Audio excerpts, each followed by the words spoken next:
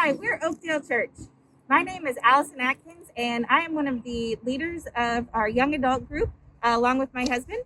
We have been going to Oakdale Church for quite some time and have been a part of our young adult hub group since its beginning, which was around 2015. My name's Ricky Atkins, and I'm on staff at Oakdale Church. I'm the communications director, and as my wife said, we help co-lead our young adult group here at Oakdale. And my name is Dawn Ely. I've been a member of the Oakdale Young Adults group since 2015. And I actually go to a different church, but have really enjoyed being a part of the community here at Oakdale. And we have another team member, David Deans, who used to be our associate pastor at Oakdale, no longer on our team because he's at another church. And he's been really helpful along this whole time, too. Hi, I just want to give you some of Oakdale's core values so that it'll help you understand why we got into this a little bit more. So one of our visions is that we want to see Jesus in the heart of every neighbor. We also are trying to take the gospel into all of life, and a goal here at Oakdale is to make 1,200 disciple makers by December 31st of 2022. When we heard about the Wesley Innovation Hub initiative, we already had a great group going at Oakdale Church for our young adults. But we knew that we could do more with going out into the community and inviting other young adults that may not have walked through Oakdale's doors to come into our group.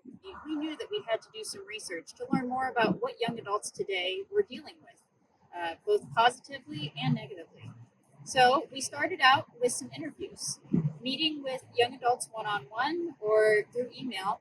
We asked a series of questions, getting to know what their hobbies were, what they were doing in their career, where they were living, and what kind of challenges they were facing as they lived being a young adult in the 21st century.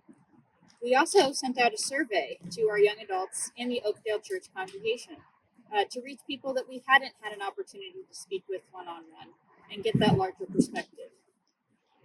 Some of the trends that we noticed as we looked through our interview results were that people tended to live at home with their parents, as this is a very expensive area to live in overall.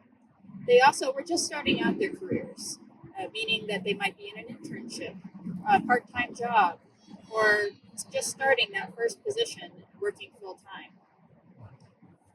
They also had a lot of ambitions outside of just their careers. They wanted to travel, to see the world, to make new friends, to start a new relationship, and to really become an independent young adult in their community.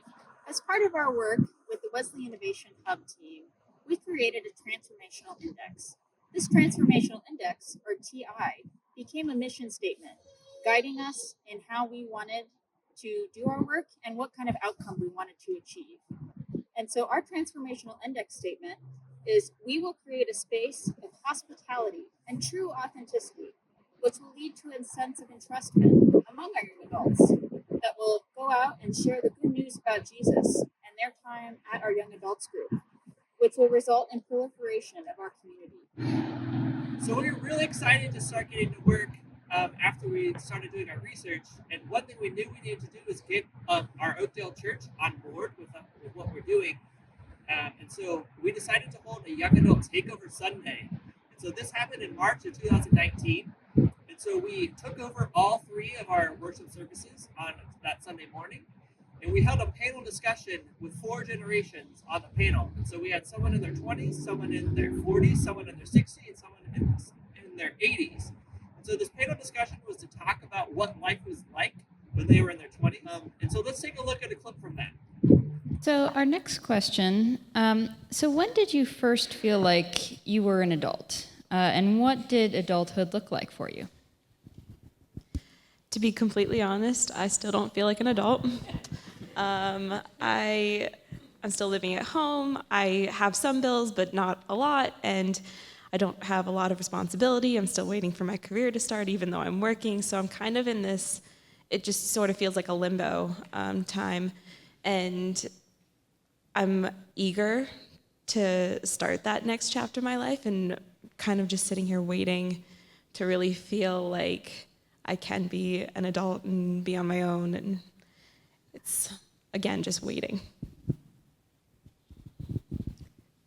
Throughout my playing house and playing adult life, I I felt like I was an adult through all of that. I remember going into my daughter's kindergarten class and being like, I'm an adult. Like, I have a kindergartner. I'm an adult.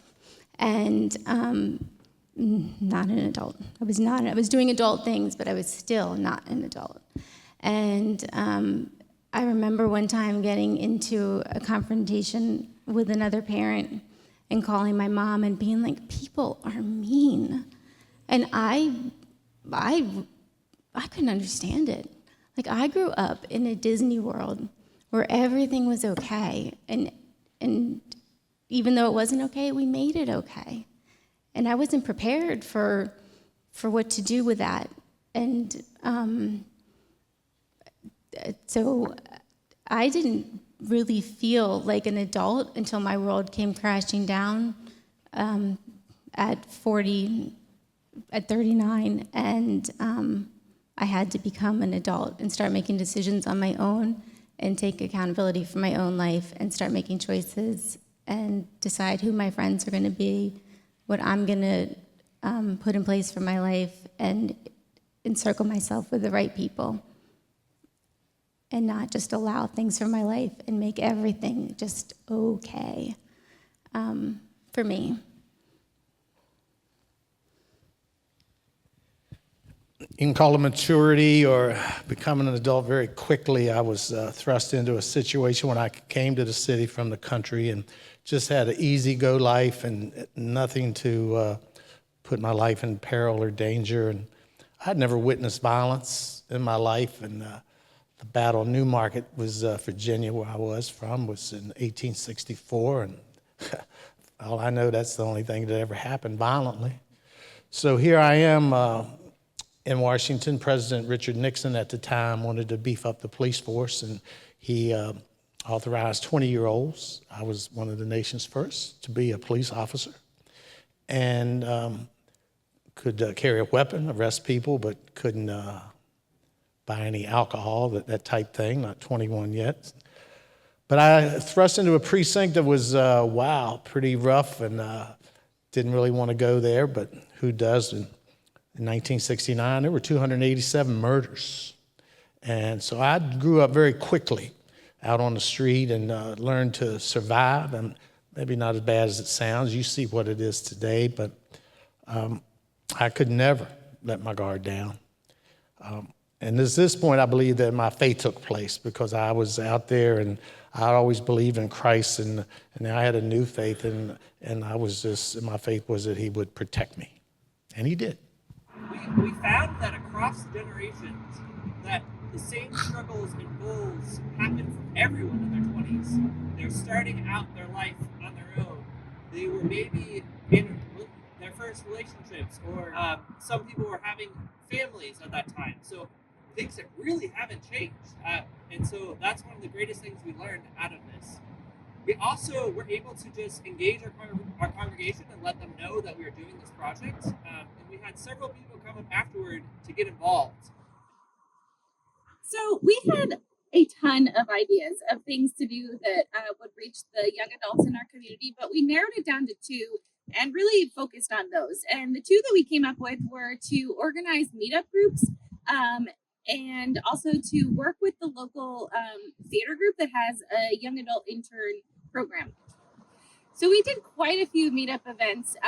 The big ones being we did Baskin Robbins, we did Brookville Beer Farm, we went duck pin bowling, we went to the Zoo Lights in Washington, D.C., we did a corn maze, and we did an outdoor movie, as well as a walk around the park.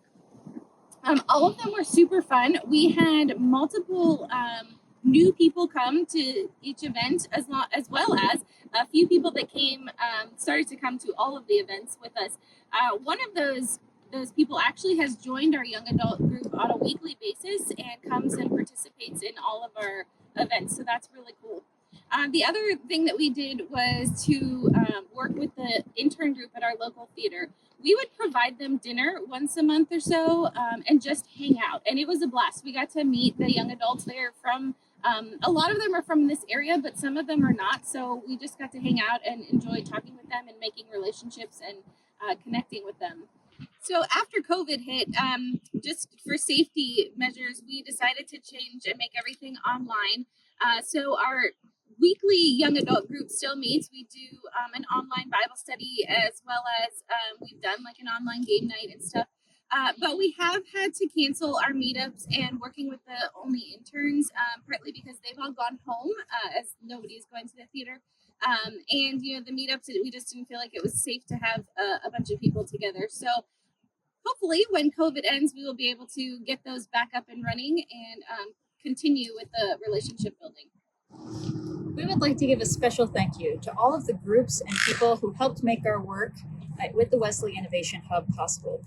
First, to all the staff at Wesley Seminary who are working on the Wesley Innovation Hub, including our SRAs, thank you so much.